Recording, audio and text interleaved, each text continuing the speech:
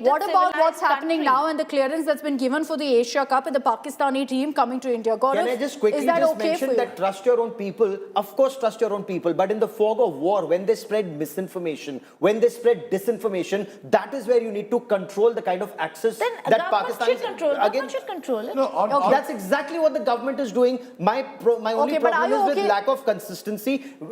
On the Asia Cup. Okay, I have for very long held that if South Africa could be banned for apartheid, Pakistan should be banned for terror, and it has to be a consistent policy. It has to be an India-led ICC effort. You have to galvanize the world. And how do you do it? You lead by example. You have the money, you have the power. You know, we need a Bhamasha in this country. Remember when Maharana Pratap was fighting the Mughals? That was the time Maharana Pratap did not have money. Bhamasha gave everything that he had. He said, you buy weapons and you fight. I'll come to you, Rajdeep. Hold on. We need a Bhamasha approach. I'll let you come in. We need that Bhamasha approach in dealing with Pakistan terror for the simple reason you get Pakistan out of ICC cricket. It will then send across a message, and you use your money power. You use your power as a big power. We will not play cricket with Pakistan. Not that we will back out. They will not play ICC. Rajdeep, uninterrupted now. Rajdeep. You know, this is the absurdity. When you link apartheid of South Africa with terror of Pakistan, please do it. You've had ample opportunity. One minute. I'll tell you why. You must allow me now to complete without interruption. For the last 30, 40 years, we've had enough opportunity, right? You are the superpower of cricket. You are ICC is controlled in a way by you. You are one of the big players even in the FIH, the Federation of International Hockey. Please go ahead. I'm not stopping you. When apartheid, when South Africa was ostracized, there was a collective global action. Which is exactly what I'm saying we should have. At the moment, what do you have? At the moment, I repeated this from last week. You went to the IMF. You were unsuccessful. Pakistan gets a second tranche of loan. ADB, unsuccessful. Pakistan is a member of the non-permanent 15 at the moment. They are just the vice chair of the counterterrorism committee. They are the chairman of the Taliban sanctions committee. To compare the Pakistan of today, therefore, to the South Africa of the past, where South Africa was ostracized globally. Globally, I'm making the point globally. Please understand the distinction. You were able to isolate South Africa globally. That's why South Africa was not allowed to play with any country in the world. You have not succeeded in isolating Pakistan globally. You are unable to do so. And yet you see, this is the problem where rhetoric outstrips the reality. Very nice to sit in a Noida studio like Gaurav Sawant says, we must get the ICC. We must try. It's not happened. You've tried and you lack the courage, you lack the conviction. Who in your own country? I'm not an ICC member. We've always been so divided as a nation. Sawant should call Jai Shah on the program. That's the reason for it. This is a civilization that has had too many Mir Jafars within. Those Mir Jafars within do not let that national consensus happen. I'm going to now get closing comments from everyone because I'm running out of time. Gaurav Sawant to bring Jai Shah on his program and say, Jai Shah, why haven't you isolated Pakistan in the ICC? Please ask him this question. I have written about it. I have written about it. I have spoken about it. As a journalist, that is all that I can do. Unfortunately, I do not fix cabinet berths and like those dalal journalists who are doing. I can only write and speak about it. That's exactly what I do. I am asking you a question. Why are you getting so under your skin? Why have you been unable to do it? Again, time out. I can only write. I can only write and speak. Geeta, closing comments. Well, I'm just, I'll repeat what I said last time around. The government over here has a right to do what it wants to, but there should be an order, there should be clarity in what it wants. You want a crystal clear policy. Yes, and believe in your citizens. They know right from wrong. They will also know misinformation and disinformation from what, do they not watch Indian channels to know exactly what's happening? Are they going to believe Pakistani channels over Indian channels? I'm sorry, have some faith in your own people. Freedom of press, freedom of speech, freedom of expression are very important to keep a democracy going. Prime Minister Modi made that very clear today in his speech in Ghana. So let's just go back to the idea of democratic values and from there look at how we're looking and approaching things, even with the neighbor. Okay, I'll go to Anjali next, Gaurav and Rajdeep last because you will not listen to me on time.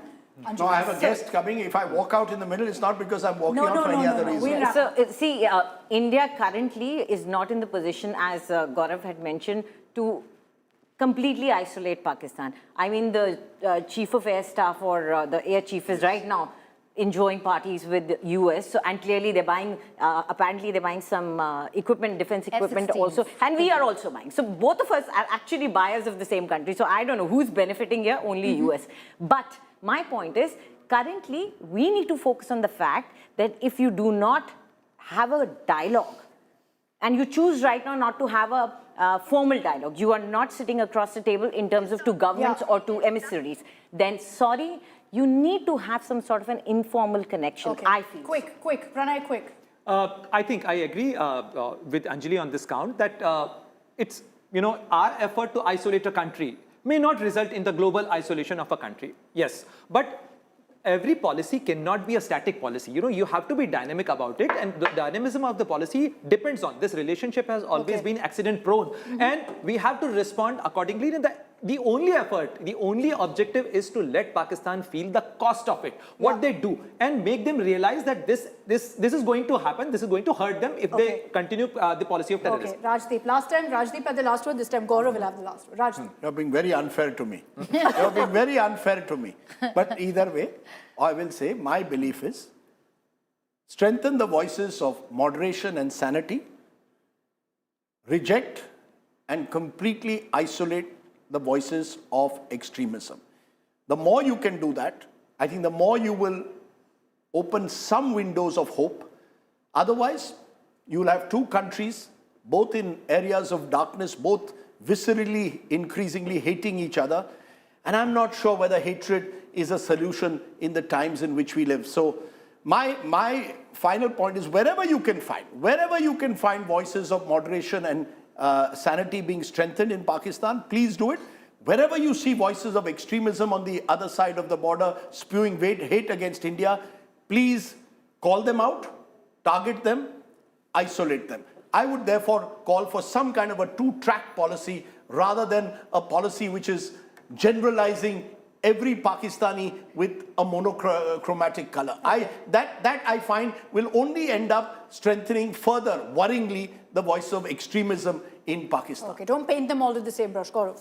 I think Pakistanis are by and large 50 shades of Hafiz Saeed. We've had 3 former High Commissioners of Pakistan in India who were the toast of Lutyens' cabal, the Khan Market cabal in our country. 3 High Commissioners, all 3 justified terror in Jammu and Kashmir as a weapon to bleed India. That's one consistent Pakistan policy that they've followed since 1947. If after this we as Indians do not wake up and speak in one voice against Pakistan's state-sponsored radical Islamist terror, then we will continue to bleed for centuries to come. Remember, they have said, wo ghaas ki roti khayenge, atom bomb banayenge, and they will continue to bleed India through 1,000 cuts because this is their jihad against kafirs. Now, we need to wake up to the ground reality of Pakistan. They may, their Oxbridge accents and their college clubs may try to paper it over, but beneath the surface, they want to bleed you. Just beware and bleed them harder in terms of finances,